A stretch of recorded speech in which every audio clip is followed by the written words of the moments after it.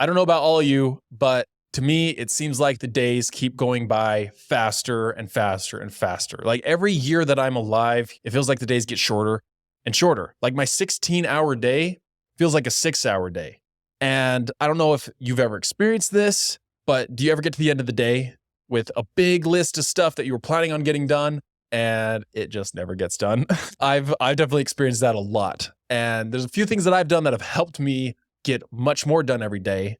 But it seems like there's always this list of things I got to do, like text my friend back, get back to my clients. I want to like read my book, and the list goes on, and I know it goes on and on for you too. So how do we get it all done? And what I found is the short answer is we can't get it all done. Not by ourselves, at least. And that's where building a team comes into play. That's where that's important, so we can get more and more done.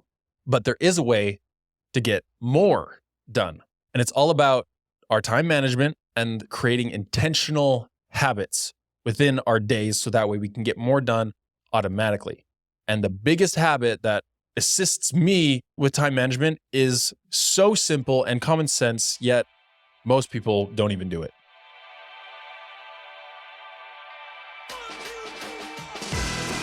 Welcome to Utah Hustlers, the podcast that helps you build your business to $10,000 a month. My name is Skylar Bytendorp, and my mission is to help you, the Utah entrepreneur, to achieve success, happiness, and freedom on your own terms. So, the beginning of this year, I read a book called Atomic Habits by James Clear.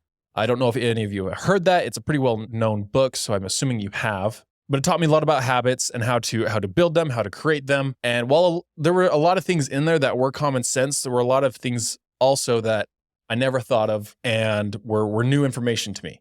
So I would highly recommend that you guys read the book if you have not. It's called Atomic Habits, James Clear. You can get it literally anywhere.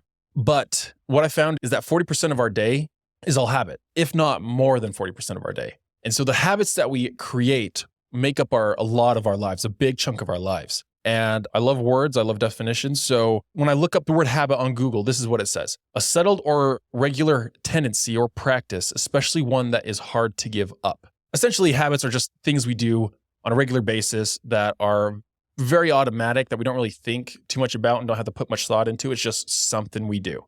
If you think about it, and what it will tell you in the book is habits happen like this. It's a cue, a craving, a response, and then the reward. Your alarm goes off, you want to stay in bed, you hit snooze, you get 9 more minutes of sleep. So the alarm going off was the cue, the craving is to stay in bed, the response is you hit snooze, and the reward, you get 9 more minutes of sleep. You put your phone on the charger before bed, you want a clean mouth before you go to sleep, you floss and brush, you feel good. Not just then, but also the next morning.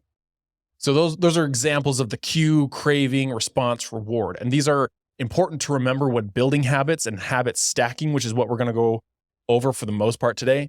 Because knowing that there's a cue to every habit, it helps us know how to create them. Because if we can set the right cues, the thing that gets us rolling on a habit, then it's a lot easier to start and maintain those habits. So this episode's all about time management, and more so the part of habit stacking. Because if we can nail our habits and habit stack throughout our whole day, we are going to get so much done every single day. So what is habit stacking? So habit stacking is essentially you pick one habit that you start the day with. Maybe that's rolling out of bed and making your bed. Maybe that is just opening your eyes or the alarm goes off, or something happens. The first thing that you intentionally do in the day is your first habit. And as soon as you end that habit, that is a cue to then start the next habit. And you can build these habits on top of each other. So every time you end the next habit, it's then a cue to start the next habit. And then when you finish with that one, you start the next, and so on and so forth. You get it. So how do we habit stack? It's honestly very simple. It's not something that's complicated. You pick a habit that you want to start. You choose when in your day you're going to do it, and you pick the thing that you're doing before you start that habit. That's it. It's that simple. You choose one habit, and then you choose the habit you want to start and create for after that habit. So here are some important steps to building habits. So there's the 4 laws, which are in the book, and you'll learn about these. If you have read the book, you'll know it, but you'll learn these if you buy the book and read it. I'm sure a lot of this is online too. But the first law is make it obvious. So any habit that you're wanting to start, you need to make it obvious and easy to do. So something I say all the time is the easier something is to do, the more likely someone is to do it. So if you're wanting to work out every single day, you got to put your weights somewhere that it's easy to see and easy to get started. If they're tucked away in a closet every single day and it's a pain to get them out and start your workout, it's going to be less likely that you're actually going to talk yourself into doing it. I know some people that when they go to bed, they actually get dressed in their workout clothes for the next day. So that way, the second they wake up, they are literally ready to work out. All they have to do is start it. They don't have to get dressed. Their workout stuff is all ready to go, whatever they're planning on doing. Maybe they're driving to the gym, but they are ready. That's just one less thing they have to do the next day in order to get their workout in. So make it obvious. If you want to read more often, put your book on the couch, on the seat that you sit down the most. If you want to build the habit of flossing every single day, put your floss sticks or your flossing string, whatever, on top of your toothbrush. So that way you have to literally touch it and move it before you can brush your teeth. And that will be making it obvious and really easy to do. The second law is make it attractive.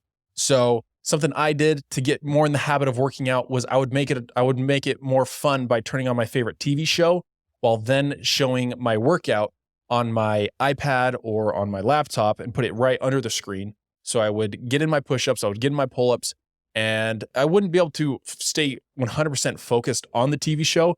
But to me, that was totally fine and okay because I would still get 90% of it by listening and whatnot. So it made it more fun to do my workout. It made it rewarding, made it fun, made it something I looked forward to doing. It's like, okay, now I can watch my TV show because I'm about to work out. So make it attractive, make these habits that are a little harder to build, something that you're now wanting to build.